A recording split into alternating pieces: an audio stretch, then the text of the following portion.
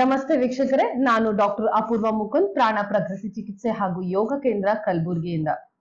ಇವತ್ತಿನ ವಿಡಿಯೋದಲ್ಲಿ ನಾವು ಡಯಾಬಿಟೀಸ್ಗೆ ಯಾವ ರೀತಿ ಆಹಾರ ಕ್ರಮವನ್ನು ತಗೊಳ್ಬೇಕು ಅಂತ ನಾನು ನಿಮ್ಗೆ ಹೇಳ್ಕೊಡ್ತೀನಿ. ಅಂದ್ರೆ ನಿಮ್ಗೆ ಒಂದು ಡಯಟ್ ಚಾರ್ಟ್ ನ ಕೊಡ್ತೀನಿ, ನೀವು ಇದನ್ನ ದಿನನಿತ್ಯ ಮನೆಯಲ್ಲಿ ಪಾಲಿಸಬಹುದು. ಈ ಡಯಾಬಿಟೀಸ್ ಅಲ್ಲಿ ಸುಮಾರು ಜನಕ್ಕೆ ತುಂಬಾ ತಪ್ಪು ಕಲ್ಪನೆಗಳಿರುತ್ತೆ. ಅದು ನಾವು ಪ್ರೀವಿಯಸ್ ವಿಡಿಯೋದಲ್ಲಿ ಕವರ್ ಮಾಡಿದ್ವಿ. ಸೊ ಈ ವಿಡಿಯೋದಲ್ಲಿ ಏನೆಲ್ಲ ನೀವು ತಿನ್ಬೇಕು ಅಂತ ನಿಮ್ಗೆ ಅರ್ಥ ಆಗುತ್ತೆ. ಡಯಾಬಿಟೀಸ್ ಅನ್ನೋದು ನಿಮ್ಗೆ ಬ್ಲಡ್ ಶುಗರ್ ಜಾಸ್ತಿ ಮಾಡ್ತಾ ಇರುತ್ತೆ. ಅದಕ್ಕೆ ನಿಮ್ಗೆ ಕೆಲವೊಂದು ಸಿಂಪ್ಟಮ್ಸ್ ಗಳು ಕಾಣಿಸುತ್ತೆ. ಯಾವ ರೀತಿ ಅಂದ್ರೆ ನಿಮ್ಗೆ ಕಂಟಿನ್ಯೂಸ್ ಆಗಿ ಯೂರಿನೇಷನ್ ಗೆ ಹೋಗುವಂತದ್ದು, ನಿಮ್ಗೆ ರಾತ್ರಿ ನಿದ್ದೆ ಆಗೋದಿಲ್ಲ, ಕಂಟಿನ್ಯೂಸ್ ಆಗಿ 2 hours ಒಂದ್ಸಲ ನಿಮ್ಗೆ ಬಾತ್ರೂಮ್ ಹೋಗ್ಬೇಕು ಅಂತ ಎದ್ದೇಳ್ತೀರಾ. ಇನ್ನೊಂದ್ ಏನಂತ ಹೇಳಿದ್ರೆ ತುಂಬಾ ಬಾಯಾರಿಕೆ ಆಗೋದು, ಮತ್ತೆ ಮತ್ತೆ ನೀರ್ ಕುಡಿಬೇಕು ಅಂತ ಅನ್ಸೋದು. ಇನ್ನೊಂದು ಮೇನ್ ಅಂತ ಹೇಳಿದ್ರೆ ನಿಮ್ಗೆ 2 ಗಂಟೆಗೆ ಒಂದ್ಸಲ ಹಸಿವಾಗ್ಬಿಡುತ್ತೆ. ಆ ಹಸಿವನ್ನ ತಡ್ಕೊಳಕ್ ಆಗೋದಿಲ್ಲ, ಆಮೇಲೆ ಅದರಿಂದ ಸುಸ್ತು ಉಂಟಾಗ್ತಾ ಬರುತ್ತೆ.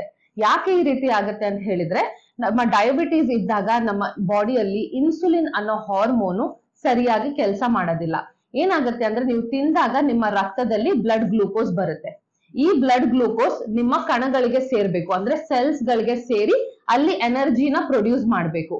ಆದ್ರೆ ಈ ಶುಗರ್ ಅನ್ನೋದು ಸೆಲ್ ಒಳಗಡೆ ಹೋಗ್ತಾನೆ ಇಲ್ಲ. ಯಾಕಂತ ಹೇಳಿದ್ರೆ ಈ ಇನ್ಸುಲಿನ್ ಆ ಲಾಕ್ ನ ಓಪನ್ ಮಾಡಿ ಆ ಶುಗರ್ ನ ಸೆಲ್ ಒಳಗಡೆ ಕಳಿಸ್ತಾ ಇಲ್ಲ. ಅದಕ್ಕಾಗಿ ಪ್ರಾಬ್ಲಮ್ ಆಗ್ತಾ ಇರುತ್ತೆ. ಅದಕ್ಕೆ ನಮ್ಮ ದೇಹಕ್ಕೆ ಗೊತ್ತೇ ಆಗ್ತಿಲ್ಲ ನಮ್ಮ ರಕ್ತಸ್ರಾವದಲ್ಲಿ ಎಷ್ಟು ಶುಗರ್ ಇದೆ ಅಂತ. ಇನ್ನೂ ಜಾಸ್ತಿ ಎನರ್ಜಿ ಬೇಕು, ನನ್ಗೆ ಸುಸ್ತಾಗ್ತಿದೆ ಅಂತ ದೇಹ ನಮ್ಗೆ ಹೇಳುತ್ತೆ. ಅವಾಗ ನಮ್ಗೆ ಏನನ್ಸುತ್ತೆ, ಇನ್ನೂ ತಿನ್ಬೇಕು, ಇನ್ನೂ ತಿಂದಾಗ ಇನ್ನೂ ಜಾಸ್ತಿ ನಂಗೆ ಎನರ್ಜಿ ಬರುತ್ತೆ ಅಂತ ನಮ್ಮ ಮೆದುಳು ನಮ್ಗೆ ಹೇಳುತ್ತೆ. ನಮ್ ಬ್ರೈನ್ ನಮ್ಗೆ ಸಿಗ್ನಲ್ಸ್ ಕೊಡುತ್ತೆ. ಅದಕ್ಕೆ ನಮ್ಗೆ ತುಂಬಾ ಜಾಸ್ತಿ ಹಸಿವಾಗ್ತಾ ಇರುತ್ತೆ. ಇದೆಲ್ಲ ಕಂಟ್ರೋಲ್ ಮಾಡ್ಬೇಕು ಅಂತ ಅಂದ್ರೆ ಏನ್ ಮಾಡ್ಬೇಕು ನೀವು? ಮೊದಲನೇದಾಗಿ ನಿಮ್ಮ ಡಯಟ್ ನ ಸರಿಪಡಿಸ್ಕೊಳ್ಬೇಕು.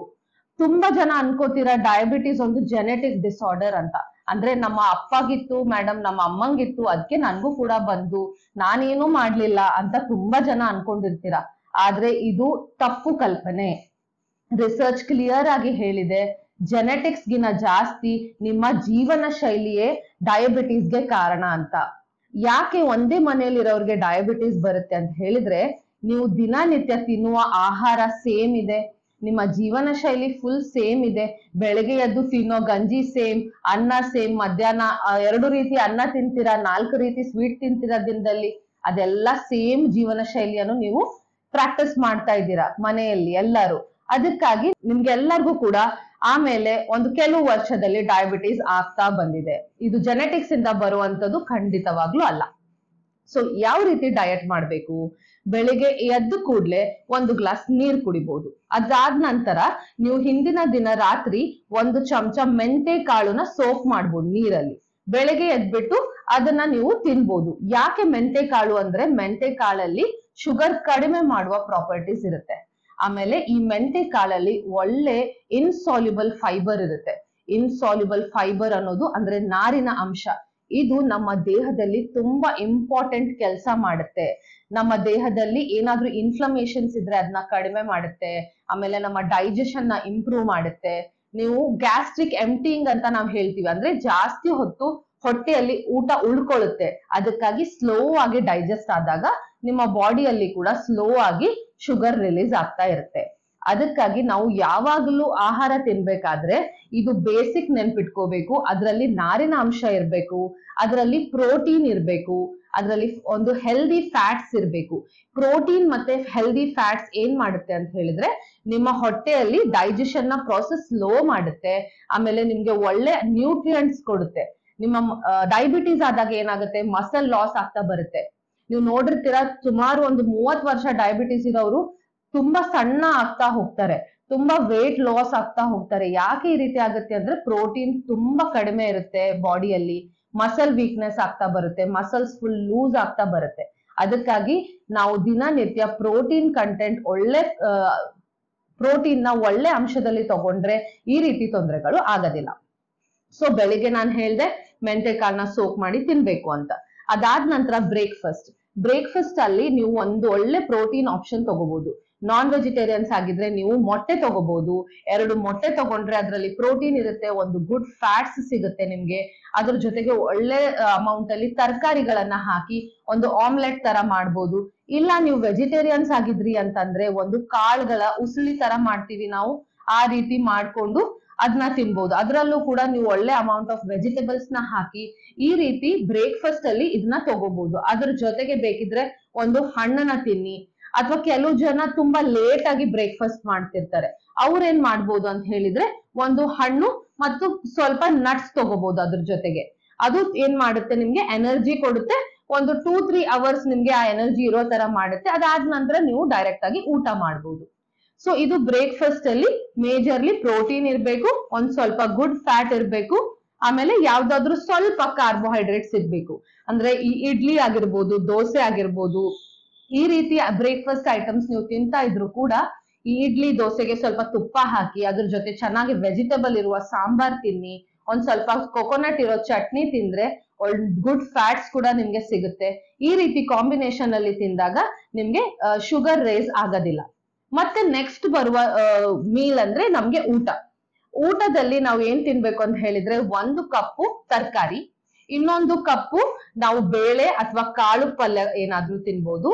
ಇನ್ನೊಂದು ಕಪ್ ಅಲ್ಲಿ ನೀವು ತರಕಾರಿ, ಇನ್ನೊಂದು ಟೈಪ್ ಆಫ್ ತರಕಾರಿ, ಒಂದು ಸೊಪ್ಪು ತರಕಾರಿ ತಿನ್ಬೋದು, ಇನ್ನೊಂದು ವೆರೈಟಿ ನಾರ್ಮಲ್ ತರಕಾರಿ ಪಲ್ಯ ತಿನ್ಬೋದು.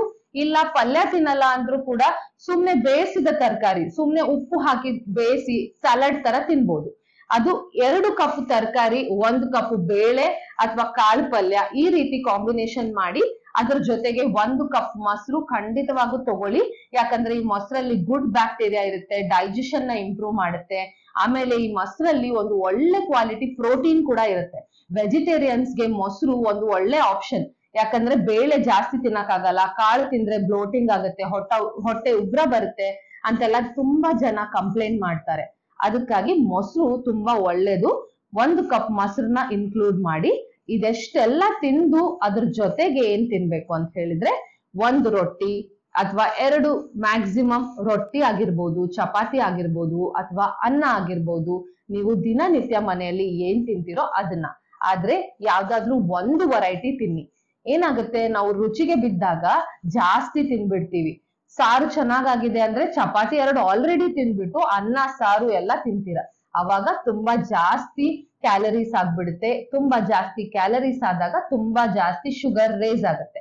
ಅದಕ್ಕಾಗಿ ಯಾವ್ದಾದ್ರು ಒಂದು ವೆರೈಟಿ ಧಾನ್ಯಗಳನ್ನ ಚೂಸ್ ಮಾಡಿ. ಅದು ನಿಮ್ಮ ಸಿರಿಧಾನ್ಯ ಆಗಿರ್ಬೋದು, ಅಥವಾ ಅನ್ನ ಆಗಿರ್ಬೋದು, ಚಪಾತಿ ಆಗಿರ್ಬೋದು, ಜೋಳದ ರೊಟ್ಟಿ ಆಗಿರ್ಬೋದು, ಅಥವಾ ರಾಗಿ ಮುದ್ದೆ. ಇದೆಲ್ಲದ್ರಲ್ಲಿ ಯಾವ್ದಾದ್ರು ಒಂದು ಆಪ್ಷನ್ ನ ಚೂಸ್ ಮಾಡಿ. ಇದಾದ ನಂತರ ಸಾಯಂಕಾಲ ಸ್ನಾಕ್ಸ್ ಟೈಮ್ ಅಲ್ಲಿ ನೀವೇನ್ ತಿನ್ಬೋದು ಅಂತ ಹೇಳಿದ್ರೆ ಒಂದ್ ಸ್ವಲ್ಪ ನಟ್ಸ್ ತಿನ್ಬೋದು, ಸೀಡ್ಸ್ ತಿನ್ಬೋದು. ಸೀಡ್ಸ್ ಅಂದ್ರೆ ಈ ಪಂಪ್ಕಿನ್ ಸೀಡ್ಸ್, ಸನ್ಫ್ಲವರ್ ಸೀಡ್ಸ್, ಮತ್ತೆ ಫ್ಲಾಕ್ಸ್ ಸೀಡ್ಸ್ ಅಂದ್ರೆ ಅಗಸೆ ಬೀಜ. ಇದ್ರಲ್ಲೆಲ್ಲ ಒಮೆಗಾ 3 ಇರುತ್ತೆ, ಪ್ರೋಟೀನ್ ಇರುತ್ತೆ, ಹೆಲ್ದಿ ಫ್ಯಾಟ್ಸ್ ಇರುತ್ತೆ, ಮತ್ತೆ ಕೆಲವೊಂದು ಮೈಕ್ರೋ ನ್ಯೂಟ್ರಿಯೆಂಟ್ಸ್ ಕೂಡ ಬೇಕಾಗುತ್ತೆ ಡಯಾಬಿಟಿಸ್ ಇರೋರಿಗೆ. ಅಂದ್ರೆ ಮ್ಯಾಗ್ನೀಷಿಯಂ ಆಗಿರ್ಬೋದು, ಜಿಂಕ್, ಸೆಲೆನಿಯಂ, ಇದೆಲ್ಲ ಈ ನಟ್ಸ್ ಗಳಲ್ಲಿ ಇರುತ್ತೆ. ಸೊ ಸಾಯಂಕಾಲ ಸ್ನಾಕ್ ಅಲ್ಲಿ ಅದನ್ನ ತಿನ್ಬೋದು. ಇಲ್ಲ ಅಂತ ಹೇಳಿದ್ರೆ ಏನಾದ್ರೂ ಒಂದು ಲೋ ಕ್ಯಾಲರಿ, ಒಂದು ಮಖಾನ ಆಗಿರ್ಬೋದು. ಇಲ್ಲ ಅಂತ ಹೇಳಿದ್ರೆ ನಾರ್ಮಲ್ ನಾವು ಅಳ್ಳು ಚುರ್ಮುರಿ ತಿಂತೀವಲ್ಲ, ಅದಕ್ಕೆ ಜಾಸ್ತಿ ನೀವು ತರಕಾರಿ ಹಾಕ್ಬಿಟ್ಟು ಒಂದ್ ಸ್ವಲ್ಪ ಕಡಲೆಕಾಯಿ ಹಾಕ್ಬಿಟ್ಟು ಈ ರೀತಿ ಸ್ವಲ್ಪ ಅಮೌಂಟ್ ಅಲ್ಲಿ ತಿನ್ಬೇಕು. ಸ್ನಾಕ್ ಒಂದು ಊಟ ತರ ತಿನ್ಬಾರ್ದು, ಜಾಸ್ತಿ ತಿನ್ಬಾರ್ದು, ತುಂಬಾ ಕಡಿಮೆ ಕ್ವಾಂಟಿಟಿಯಲ್ಲಿ ನೀವು ತಿನ್ಬೇಕು. ಇಲ್ಲ ಅಂತ ಹೇಳಿದ್ರೆ ಸೇಮ್ ಒಂದು ಫ್ರೂಟ್ ಮತ್ತೆ ಸ್ವಲ್ಪ ನಟ್ಸ್ ತಿಂದ್ರು ಕೂಡ ತುಂಬಾ ಹೆಲ್ದಿ ಆಪ್ಷನ್. ಆಮೇಲೆ ರಾತ್ರಿ ಡಿನ್ನರ್ ಆದಷ್ಟು ಲೈಟ್ ಆಗಿ ಇಡಬೇಕು. ಆಮೇಲೆ ಡಿನ್ನರ್ ಅಲ್ಲಿ ಜಾಸ್ತಿ ತರಕಾರಿ ತಗೊಳ್ಳಿ. ನಾನು ಸಜೆಸ್ಟ್ ಮಾಡೋದು ಎಲ್ಲಕ್ಕಿಂತ ಬೆಸ್ಟ್ ಅಂತ ಹೇಳಿದ್ರೆ ವೆಜಿಟೇಬಲ್ ಸೂಪ್. ನೀವು ವೆರೈಟಿ ಆಗಿ ವೆಜಿಟೇಬಲ್ ಸೂಪ್ ಮಾಡಬಹುದು. ಅದರಲ್ಲೇ ನೀವು ರಾಗಿಯನ್ನ ಸೇರಿಸಬಹುದು, ಅಥವಾ ಬೇರೆ ಯಾವ್ದಾದ್ರು ಮಿಲೆಟ್ ನ ಸೇರಿಸಬಹುದು. ಒಂಚೂರು ಟೋಫು ಅಥವಾ ಪನೀರ್ ಈ ರೀತಿ ಏನಾದ್ರೂ ಅದಕ್ಕೆ ಹಾಕಿದ್ರಿ, ಒಂದು ಮೊಟ್ಟೆ ಹಾಕಿದ್ರಿ ಅಂದ್ರೆ ಒಳ್ಳೆ ಪ್ರೋಟೀನ್ ಕೂಡ ಸಿಗುತ್ತೆ. ಸೊ ಒಂದು ಸೂಪ್ ತಿನ್ಬಹುದು. ಇಲ್ಲ ಅಂತ ಹೇಳಿದ್ರೆ ಬಾಯ್ಲ್ಡ್ ವೆಜಿಟೇಬಲ್ಸ್ ನ ತಗೊಳ್ಳಿ. ಇಲ್ಲ ಅಂದ್ರೆ ಒಂದು ವೆಜಿಟೇಬಲ್ ಸಾಂಬಾರ್, ಅದರಲ್ಲಿ ಜಾಸ್ತಿ ತರಕಾರಿ ಇರುವಂತ ಸಾಂಬಾರ್ ತಗೊಳ್ಳಿ. ಅದ್ರ ಜೊತೆಗೆ 1 ರೊಟ್ಟಿ, 1 ಚಪಾತಿ, ಅಥವಾ ಒಂದು ಚಿಕ್ಕ ಬೌಲ್ ಅಷ್ಟು ಅನ್ನ. ಈ ರೀತಿ ನೀವು ಡಿನ್ನರ್ ಮಾಡಿದ್ರೆ ಅದಕ್ಕೆ ಯಾವುದೇ ರೀತಿ ಶುಗರ್ ರೇಸ್ ಆಗಲ್ಲ. ಆಮೇಲೆ ಅನ್ನ ಅಥವಾ ಚಪಾತಿ ತಿನ್ಬೇಕಾದ್ರೆ ಅದಕ್ಕೆ 1 ಸ್ಪೂನ್ ತುಪ್ಪ ಖಂಡಿತವಾಗ್ಲೂ ಹಾಕಿ. ಫ್ಯಾಟ್, ಒಳ್ಳೆ ಗುಡ್ ಫ್ಯಾಟ್ ಸಿಗುತ್ತೆ. ನೀವು ಊಟಕ್ಕೆ ಫ್ಯಾಟ್ ನ ಸೇರಿಸಿದಾಗ ಶುಗರ್ ಸಡನ್ ಆಗಿ ರೈಸ್ ಆಗಲ್ಲ, ಶುಗರ್ ಸ್ಪೈಕ್ ಆಗಲ್ಲ. ನಿಧಾನವಾಗಿ ನಿಮ್ಮ ದೇಹದಲ್ಲಿ ಶುಗರ್ ನ ಪ್ರೊಡ್ಯೂಸ್ ಮಾಡುತ್ತೆ. ಹೀಗಾಗಿ ನಿಮ್ಗೆ ಶುಗರ್ ರೇಸ್ ಖಂಡಿತ ಆಗಲ್ಲ, ಮತ್ತೆ ಡಯಾಬಿಟಿಸ್ ಇಂದ ಆಗುವ ಕಾಂಪ್ಲಿಕೇಶನ್ಸ್ ಕೂಡ ನೀವು ಪ್ರಿವೆಂಟ್ ಮಾಡ್ತೀರಾ. ಈ ಆಹಾರದ ಜೊತೆಗೆ ಮೋಸ್ಟ್ ಇಂಪಾರ್ಟೆಂಟ್ ಅಂತ ಹೇಳಿದ್ರೆ ಇಡೀ ದಿನದಲ್ಲಿ ನೀವು ಆಕ್ಟಿವ್ ಆಗಿರ್ಬೇಕು, ಒಂದೇ ಕಡೆ ಕೂತ್ಕೊಂಡಿರಬಾರ್ದು. ಆಮೇಲೆ ದಿನನಿತ್ಯ ಸ್ವಲ್ಪ ಎಕ್ಸರ್ಸೈಸ್ ಮಾಡ್ಬೇಕು, ಅಟ್ಲೀಸ್ಟ್ 30 ಮಿನಿಟ್ಸ್ ಎಕ್ಸರ್ಸೈಸ್ ನ ಮಾಡ್ಬೇಕು. ವಾಕಿಂಗ್ ಆಗಿರ್ಬೋದು ಅಥವಾ ಯೋಗಾಸನ ಮಾಡೋದಾಗಿರ್ಬೋದು. ಈ ರೀತಿ ಏನಾದ್ರೂ ಒಂದು ಎಕ್ಸರ್ಸೈಸ್ ಮಾಡಿದ್ರೆ ನಿಮ್ಮ ಬ್ಲಡ್ ಶುಗರ್ ಲೆವೆಲ್ಸ್ ತುಂಬಾ ಒಳ್ಳೆ ರೀತಿಯಲ್ಲಿ ಕಂಟ್ರೋಲ್ ಆಗುತ್ತೆ. ಈ ರೀತಿ ಆಹಾರ ಕ್ರಮ ನೀವು ಪಾಲಿಸಿದ್ರೆ 3 ತಿಂಗಳಲ್ಲಿ ನೀವು ನಿಮ್ಮ ಶುಗರ್ ಲೆವೆಲ್ಸ್ ಫುಲ್ ಕಂಟ್ರೋಲ್ಗೆ ಬರೋದನ್ನು ಖಂಡಿತವಾಗೂ ಕಾಣ್ತೀರಾ. ಆಮೇಲೆ ನಾನು ಡಯಟ್ ಹೇಳಿದ್ರ ಜೊತೆಗೆ ನೀವು ಅಡಿಷನಲ್ ಆಗಿ 2 ಸಲ 3 ಸಲ ಟೀ ಕುಡಿಯೋದು ಖಂಡಿತ ಅಲ್ಲ. ಆಮೇಲೆ ನಾವು ಅನ್ಕೊಂತೀವಿ ತುಂಬಾ ಕಡಿಮೆ ಕುಡಿತಿದೀವಿ ಅಂತ, ಆದ್ರೆ ಅದಕ್ಕೆ ಹಾಲು ಸೇರಿಸ್ತೀವಿ, ಸಕ್ಕರೆ ಸೇರಿಸಿ 3-4 ಸಲ ಕುಡಿದ್ರೆ ಅದೇ ತುಂಬಾ ಜಾಸ್ತಿ ಕ್ಯಾಲರೀಸ್ ನ ಕೊಟ್ಬಿಡುತ್ತೆ.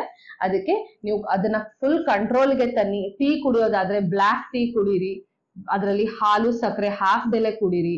ಇಲ್ಲ ಅಂದ್ರೆ ಅದನ್ನ ಬಿಟ್ರೆ ತುಂಬಾನೇ ಒಳ್ಳೇದು. ನೀವು ಈ ಆಹಾರನ ಖಂಡಿತವಾಗೂ ಪಾಲಿಸಿ. ನಿಮ್ಮ ಡಯಾಬಿಟೀಸ್ ನ ಹೇಗೆ ಕಡಿಮೆ ಮಾಡ್ಕೊಳ್ಬೇಕು ಅಂತ ನಿಮ್ಗೆ ಅದರ ಜ್ಞಾನ ಸಿಕ್ಕಿದ್ರೆ, ಯಾವ ರೀತಿ ಆಹಾರ ಪಾಲಿಸ್ಬೇಕು ಅಂತ ನಿಮ್ಗೆ ಅರ್ಥ ಆದ್ರೆ ನಿಮ್ಮ ಡಾಕ್ಟರ್ ನೀವೇ ಆಗ್ತೀರಾ. ಡಯಾಬಿಟೀಸ್ ನ ಒಳ್ಳೆ ರೀತಿಯಲ್ಲಿ ಕಂಟ್ರೋಲ್ ಮಾಡ್ತೀರಾ. ಈ ಡಯಟ್ ಪ್ಲಾನ್ ನ ನಿಮ್ಮ ಬಂಧು ಮಿತ್ರರಿಗೆ ಶೇರ್ ಮಾಡಿ, ಅವರಿಗೆ ಕೂಡ ಶುಗರ್ ನ ಕಂಟ್ರೋಲ್ ಮಾಡಿ ಅಂತ ಮೆಸೇಜ್ ಕೊಡಿ. ಹಾಗೂ ನಿಮ್ಗೆ ಏನಾದ್ರೂ personal consultation, personal diet plan ಏನಾದ್ರೂ ಬೇಕಿದ್ರೆ ಈ ಕೆಳಗಡೆ ಇರುವ ನಂಬರ್ಗೆ ಕಾಂಟ್ಯಾಕ್ಟ್ ಮಾಡಿ. ಅದರಲ್ಲಿ ವಿಳಾಸ ಮತ್ತೆ ನಂಬರ್ ಇದೆ, ನಮ್ಗೆ ಕನ್ಸಲ್ಟೇಷನ್ಗೆ ಕಾಂಟ್ಯಾಕ್ಟ್ ಮಾಡ್ಬೋದು. ನಮಸ್ತೆ.